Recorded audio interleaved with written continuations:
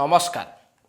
पश्चिमबंग राजनीति रे जेमती अभिषेक बानर्जी को नहीं टीएमसी रे विवाद थमिबार ना धरुनी, ठीक सेमिति बिजु जनता दल रे भैरव कार्तिकेयन पांड्यान को नहीं मध्य विवाद थमिबार ना धरुना।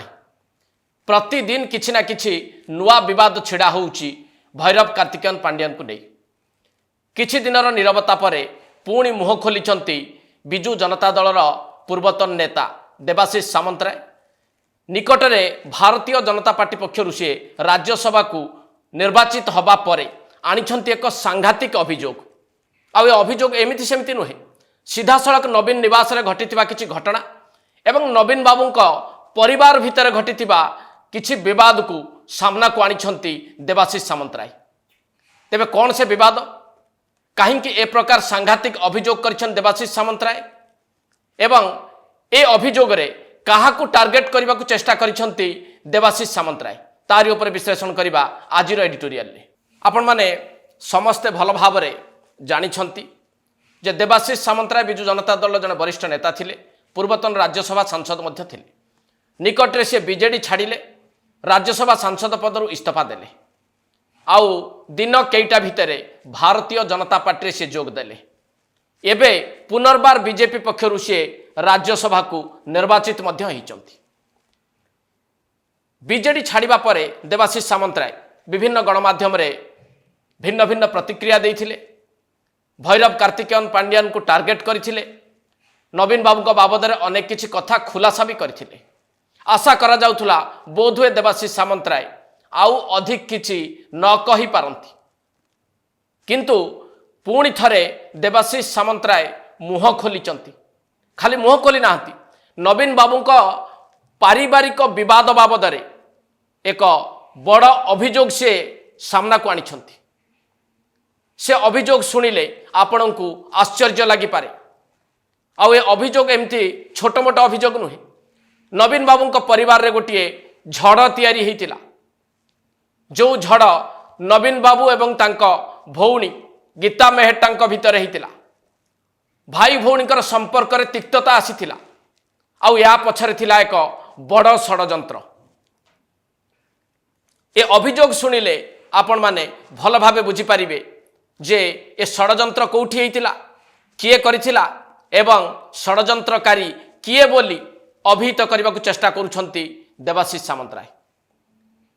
प्रथमे शुणी नबा देवाशीष सामंतराय वक्तव्यर किछि अंश। नवीन को सबुठ क्लोजेस्ट परिवार भितर क्लोज थे सी होती गीता मेहता, भौणी बड़ भौणी से बहुत भल पाती। गीता मेहता से जो ओडिशा आसती केमती चली मो भाईर सरकार, से समय रे सी जानिला कि नवीन पट्टनायक को जदि किए किसी कही पारे कि करेक्ट करि पारे कि डिसीजन को बदली पारे, सी होचंती गीता मेहता। सेति कोले से गोटे स्ट्राटेजी करी गीता मेहता क्लोज होती। भैरव गीता मेहता आसवे तले ये बाबू रेडी प्लेन आ 15 मिनट पहुंचो जाऊँ, मैडम आसिले मागे रिपोर्ट मागिबे केमी चलती सरकार कौन है बाबू भैरव गोटे सुजोग पाइगले। एथिरे देवाशीष सामंतराय जहा कहिले आपण माने भल भावे बुझी पारिथिबे। नवीन निवास को किभली भावरे आगरु आसुथिले नवीन पट्टनायक भौणी गीता मेहट्टा, नवीन को प्रति तांकर किभली दुर्बलता थिला बा भल पाइबा थिला,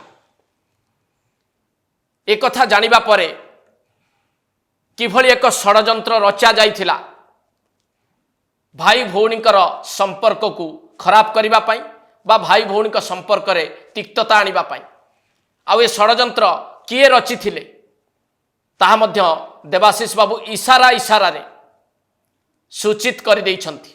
एवं जहा एथिरे देवाशीष सामंतराय कहिले VK पांड्यान बा भैरव कार्तिकेयन पांड्यान किभली भावे ए षडयंत्रर अंशविशेष थिले, से किभली गीता मेहट्टांकर निकटतर हबाकू चेष्टा करथिले, जहा षडयंत्रर पूर्वाभास भाव में विचार करा जाई पारे।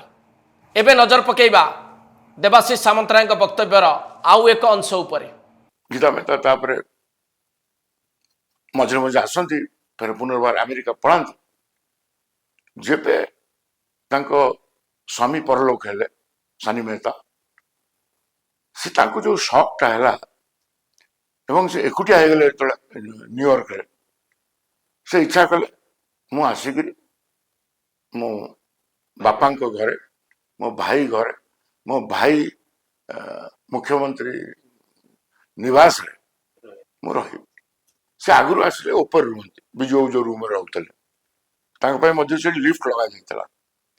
କିନ୍ତୁ ଯେତେବେଳେ ସେ ଅସୁସ୍ଥ ହୁଅନ୍ତି, ସେତେବେଳେ ନବୀନଙ୍କ ସାମ୍ନାରେ ଲନ୍ ଆରପଟେ ଆଉ ଗୋଟେ ରୁମ୍ ତିଆରି କରାଯାଏ with all medical emergency equipments. Geeta Mehta ଆସି ସେଇଠି ରୁହନ୍ତି, ଭାଇ ପାଖରେ ରହିବି, ଆମେ ପିଲାଦିନୁ ରହିଛେ ଏଇ ଘରେ, ସେ ଗୋଟେ ସେଇ ସେଣ୍ଟିମେଣ୍ଟରେ ଆସିଥିଲେ।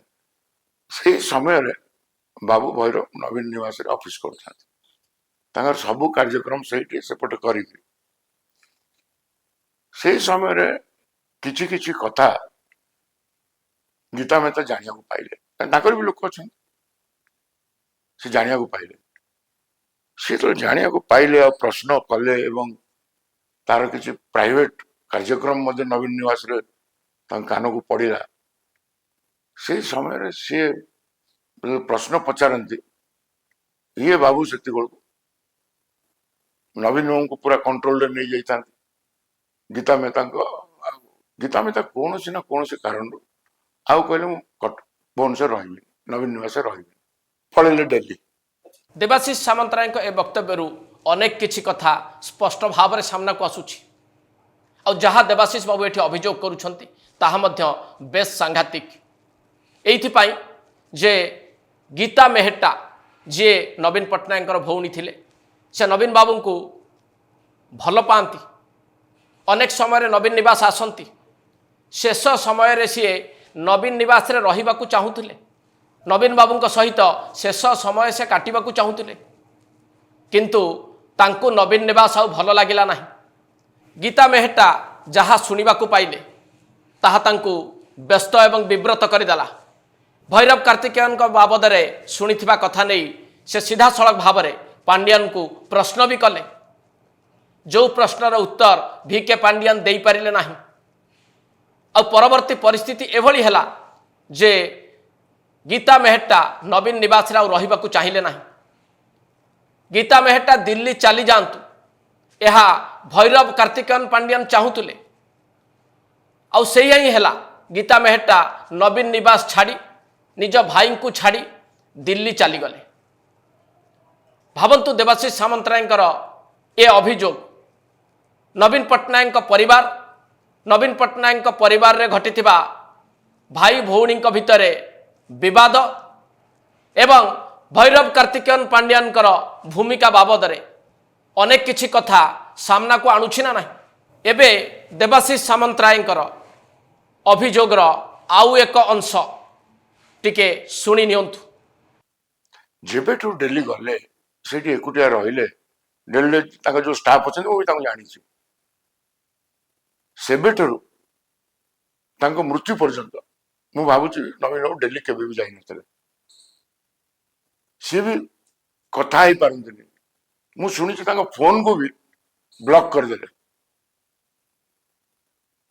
ଏବଂ ମୁଁ ଭାବୁଛି କୋଉଠି ନା କୋଉଠି ନବୀନ ବାବୁଙ୍କୁ ଏତେ ଭଲ ପାଉଥିଲେ ସିଏ, ଆଉ ତାଙ୍କ ସାଙ୍ଗରେ ତାଙ୍କ ସମୟ କଟେଇ ପାରିଲେନି, କାହିଁକି ତାଙ୍କୁ ଦିଲ୍ଲୀ ପଠାଗଲା ଗୋଟେ ମୋର ବଡ଼ ପ୍ରଶ୍ନ। ଏଠି ତ ସବୁ ଫ୍ୟାସିଲିଟି ଅଛି, ଆମର ସ୍ୱୟଂ ମୁଖ୍ୟମନ୍ତ୍ରୀ ନବୀନ ପଟ୍ଟନାୟକ ରହୁଛନ୍ତି, କଣ ଏମିତି ଆବଶ୍ୟକ ପଡ଼ିଲା କି ତାଙ୍କୁ ସେଇଠି ପଠେଇଦେଲ ଏବଂ ସେଇଠି ମୃତ୍ୟୁ ହେଲା ତାଙ୍କର, ତା ଭାଇଙ୍କୁ ଦେଖିପାରିଲେନି। ଏଇଟା କନସ୍ପିରେସି ନୁହଁ, କେମିତି ପାଣ୍ଡିଆନ ତ ଏବେ ଟ୍ରଷ୍ଟ କରିକି ନବୀନ ବାବୁଙ୍କର ସମ୍ପତ୍ତି ନେଇଗଲାଣି, ବିଜୁ ବାବୁଙ୍କର ସମ୍ପତ୍ତି ନେଇଗଲାଣି, ମୁଁ ତ ଅନେକ ଥର କହିଛି। କିନ୍ତୁ ଏଇଟା ସେଣ୍ଟିମେଣ୍ଟର କଥା, ଇଏ ବିଜୁ ପରିବାର ସହିତ ବି ଖେଳୁଛି, ତାର ଉତ୍ତର ରଖୁ, ମୁଁ ଦେଖିବି। ପ୍ରେମ ବାବୁ ମଧ୍ୟ ପଚରାଯାଉ, ପ୍ରେମ ବାବୁ ମୋ ଉତ୍ତର ରଖନ୍ତୁ। ମୁଁ ଭାବୁଛି, କେବଳ ଭାବୁନି, ମୁଁ କୋଉଠି ନା କୋଉଠି କନଭିନ୍ସ, କାହିଁ ମୁଁ ଗୀତାଜୀଙ୍କୁ ବହୁତ ପାଖରୁ ଜାଣିଥିଲି, ଭୈରବ ବି କାମ କରୁଛନ୍ତି। ଏଥିରେ ଦେବାଶିଷ ସାମନ୍ତରାୟ ଯେଉଁ କଥା ଗୁଡ଼ିକ କହିଛନ୍ତି, ଭାବନ୍ତୁ କିଭଳି ଭାବରେ ଦେବାଶିଷ ସାମନ୍ତରାୟ ଏ କଥା ଗୁଡ଼ିକୁ ରଖିବାକୁ ଚେଷ୍ଟା କରିଛନ୍ତି।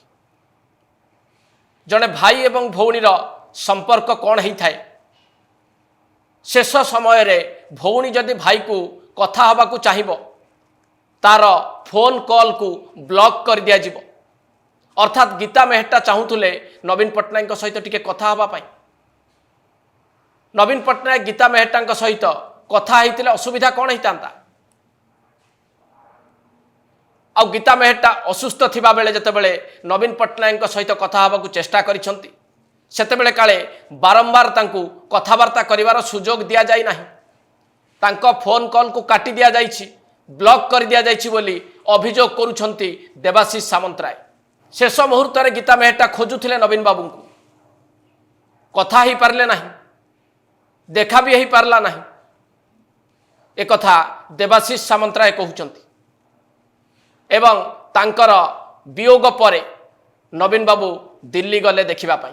केवल देवाशीष सामंतराय अभियोग आनिछंती ता नुहे खोला खोली आह्वान भी देइछंती यार उत्तर रखंतु भैरव कार्तिकेयन पांड्यान जीए एई षडयंत्रर प्रमुख अंशीदार बोली सूचित करुछंती देवाशीष सामंतराय। ए बाबदरे नवीन पट्टनायक भाई प्रेम पट्टनायक को मध्य से आह्वान दउछंती जे प्रेम पट्टनायक भी एक कथा जानती एवं से बाबदरे मुह खोलंतु। एपरिक नवीन पट्टनायक मध्य ए बाबदरे मुह खोलिबार आवश्यकता अछि ना नाही आपण माने टिके भल भावे चिंता करंतु। एई जो अभियोग गुड़िक आपण शुणिले देवाशीष सामंतराय मुहरु जी बारंबार कहउचंती नवीन निवास को तांकर अबाध जीवा आसिबा थिला एक कथा समस्ते जानती। नवीन बाबू सहित से व्यक्तिगत भावे अधिक भाव में मिशिछंती नवीन बाबू को जानिछंती। नवीन को कोटेरी से जड़े प्रमुख नेता थिले आउ जी नवीन निवास जेतेबेले चाहूले सेतेबेले जाई पारुथुले सी जदि अनुभव करिछंती जे एभली एक घटना नवीन निवास रे घटिथिला भाई भौणी भितर तिक्तता होता भौणी भाई को कथा हवा को चाहूले तांका फोन कॉल काटी दिया जाइथिला भाई एवं भौणी कथा हेई पारि नथिले आउ ए सबु षडयंत्र पछरे थिले भैरव कार्तिकेयन पांड्यान बोली देवाशीष सामंतराय सीधा सड़क भाव में टार्गेट करुछंती। ये अभियोग गुड़िक जदि सत होता है ताले भावंतु केते सांघातिक। परिशेष रे आपण माने टिके भल भावे अनुशीलन करंतु बुझिबाकु चेष्टा करंतु एभली सांघातिक अभियोग काहींकी कले देवाशीष सामंतराय भली जने वरिष्ठ राजनेता आउ जो कथा गुड़िक सी कहिचंती नवीन बाबू को परिवार बाबद रे भाई भौणी को संपर्कर तिक्तता बाबद रे एवं ये षडयंत्र पछरे पूरापूरी भाव में भैरव कार्तिकेयन पांड्यान अछंती बोली ए कथा जदि सत होता है अभियोग जदि सत होता है ताहले केते बड़ कथाटीए सामना को न आनिले देवाशीष सामंतराय एवं देवाशीष सामंतराय जो प्रश्नटी पचारिछंती अभियोगर उत्तर देवाकू कहिचंती तार उत्तर किए दब नवीन पट्टनायक भाई प्रेम पट्टनायक देबे निजे नवीन पट्टनायक देबे ना ये षडयंत्रर जे प्रमुख अंशीदार बोली देवाशीष सामंतराय कहिचंती भैरव कार्तिकेयन पांड्यान से देवाशीष सामंतराय समस्त अभियोगर उत्तर रखिबे। तेणु अपेक्षा करने को पड़ो देवाशीष सामंतराय अभियोग नहीं नवीन पट्टनायक हुंतु तांको परिवार कई सदस्य हुंतु निजे भैरव कार्तिकेयन पांड्यान हुंतु अबा बिजु जनता दल पक्षरु केही ए बाबद रे मुह खोलुछंती ना नाही ए अभियोग को खंडन करुछंती ना नाही। एट शेष करबा एडिटोरियल को नमस्कार।